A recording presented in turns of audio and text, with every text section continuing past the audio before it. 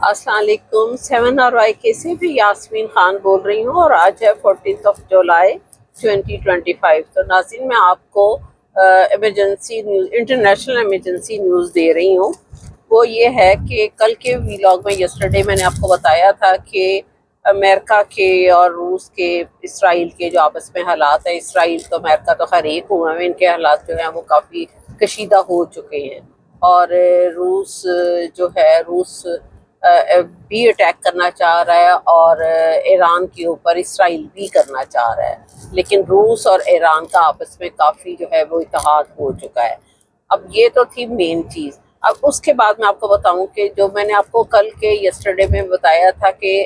Trump نے کہا ہے کہ میں منڈے والے دن جو ہے وہ خاص اناؤنسمنٹ کروں گا، لیکن منڈے تو ابھی نہیں آیا، آج تو سنڈے ہے، سوری منڈے ہے، لیکن یہ ہے کہ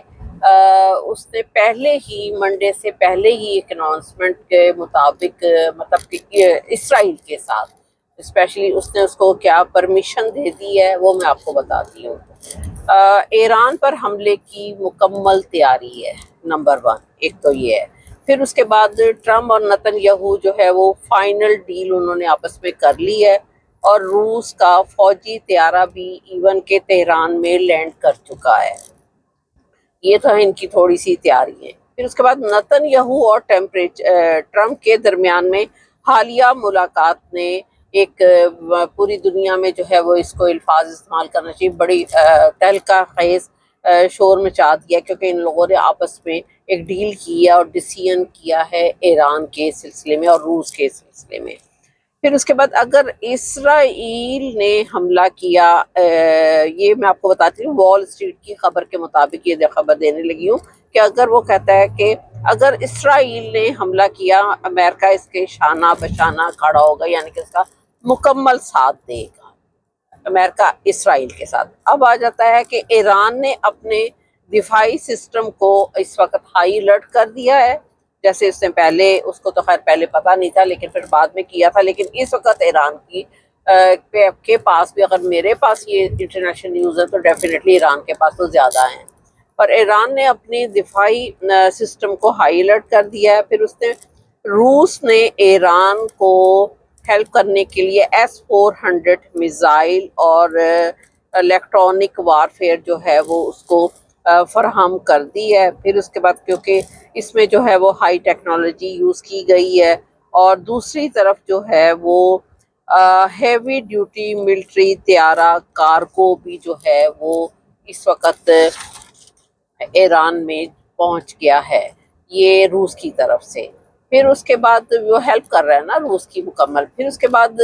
جو تیاریوں میں ہے وہ یہ ہے کہ جو طیارہ ہیوی ڈیوٹی ملٹری کارگو گیا ہے وہ 50 ٹن کا جو ہے وہ اسلحہ لے جانے کی صلاحیت رکھتا ہے۔ 50 ٹن یہ بہت زیادہ ہوتا ہے۔ پھر اس کے بعد تہران میں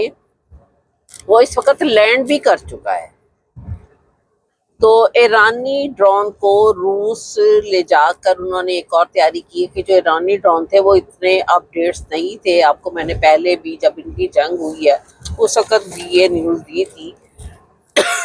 سوری، کہ ان کی فضائی طاقت جو تھی ایران کی وہ تھوڑی سی کمزور تھی۔ تو اب اس سلسلے میں روس نے ہیلپ یہ کی ہے کہ ایرانی ڈرونز کو روس میں لے جا کر ان کو اپڈیٹ کیا ہے باقاعدہ، اور اپڈیٹ کرنے کے بعد وہ ایران میں کچھ پہنچا دی اور باقی پہنچا رہا ہے۔ تو پھر اس کے بعد ان کو واپس کرنے کے بعد وہ کہتے ہیں زیادہ طاقتور وہ ہو جائیں گے، اور اتنے زیادہ ساتھ مولک ہو جائیں گے، وہ ڈینجرس ہو جائیں گے، جو کہ یہ ہیں اس کے ڈرونز ہیں، اور یہ اس نے بہت بڑی اس کی ہیلپ کی ہے، فضائی طاقت کو مضبوط کی ہے۔ پھر ایران کے تعلقات جو ہیں وہ اس وقت روس کے ساتھ بہت زیادہ مضبوط ہو چکے ہیں۔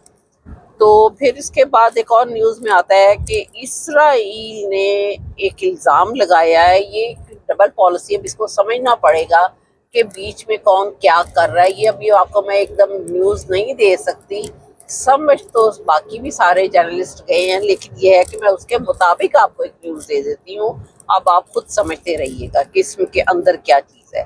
اسرائیل نے الزام لگایا ہے کہ ایران نے ٹرمپ کے خلاف، یعنی کہ ایران کے شولڈر پر بات ڈالی جا رہی ہے کہ کروڑوں ڈالر اس نے کسی کو ادا کیے ہیں تاکہ اگر ٹرمپ کو کچھ ہو جاتا ہے تو الزام جو ہے وہ ایران پر آ جائے۔ تو اس سلسلے میں باقی میں نیوز نہیں، ابھی میں اس کو کلیئر کر رہی، جتنی نیوز میں نے بھی اس طرح کی سنی ہے وہ میں آپ کو دے رہی ہوں، باقی آپ بھی میری طرح ذہن رکھتے ہیں، اس کو آپ خود سمجھیے گا کہ اندر کیا کہانی ہے۔